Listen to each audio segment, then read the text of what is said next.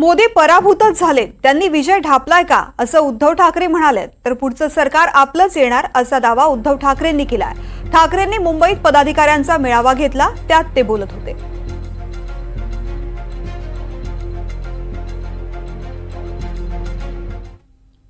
म्हटलं काय केलं सुरू, मोदींची आघाडी जी कमी झाली त्याच्याबद्दल जग हळहळते। म्हटलं जग हळहळते बरोबर आहे, पण ती एवढी तरी आघाडी कशी मिळाली म्हणून हळहळते। तसं पाहिलं तर ते पराभूत झालेले आहेत आणि हा पराभव हा फार मोठा आहे। अमोलची जागा तुम्ही ढापलीत,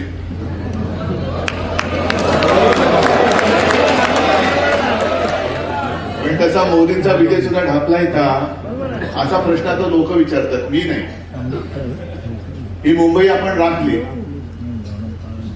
तसं पाहिलं तर 5वी जागा सुद्धा विनोदना सांगितली होती तयारी करा, कारण आपण जेव्हा जागा वाटप करत होतो तेव्हा ही 5वी जागा म्हणजे बोरिवलीची कोण लढणार, सगळ्यांनी 7 वर केले होते। मग आपण ठरवलं ठीक आहे, कोण नसेल तयार होता आम्ही लढतो।